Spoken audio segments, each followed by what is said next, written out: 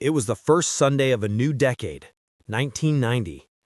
That morning started with two nudges. My housemates, Steve and April, both told me, "You need to bring your walking shoes today." Then at Mount Hope Church, Pastor Dave stood in the pulpit and repeated almost the same words. "Y'all need to go for a walk today. Get your walking shoes on."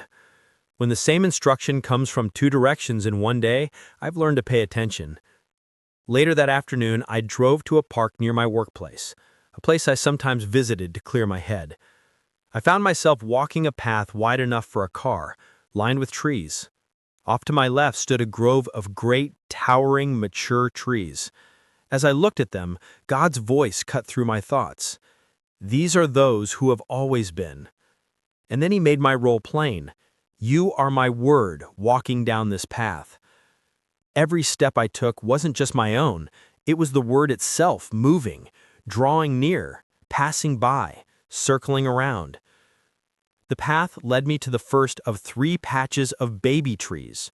They stood 4 or 5 feet tall, but most of them were dead. Only a handful appeared to have a chance of surviving to reach maturity. God spoke again. "This is the first dispensation. My word did not exist to them. Few will reach maturity." As the word on the path, I felt the weight of it. Where the word had not come near, life had withered.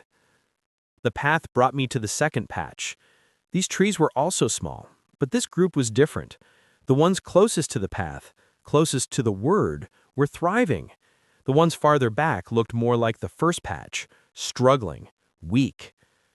I noticed something else. The trees at the beginning and end of the square were growing the best of all. God explained, "This is the second dispensation. Those nearest to my word will flourish. Those at the beginning and end will do best. Many here will reach maturity." Right then, a car suddenly appeared on the same path. I had to step aside to avoid being run down. God told me plainly, that is Satan, trying to push the word off the path. My role as the word was being tested. The enemy doesn't stop coming. Then I came to the third patch. This time every tree stood healthy, strong, 5 or 6 feet tall, with sturdy trunks and full of leaves. The difference was striking. The path surrounded this entire square of trees. The word didn't just brush by, it encircled. And because the word wrapped around them, every single tree would reach maturity. I lay down on the ground among them and whispered, "This is where I want to be." Because here, surrounded by the word on every side, life would endure to its fullness. The next day I told my little buddy Frank about the revelation.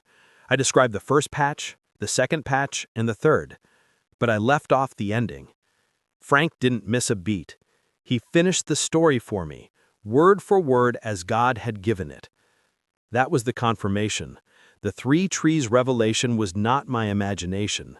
It was a glimpse of God's plan across the dispensations of time, and my role in it as the word on the path. That day in 1990, God showed me, in the first dispensation, without the word, only a few reached maturity. In the second, closeness to the word brought life, especially at the beginning and the end. In the third, where the word surrounds, all grow to fullness.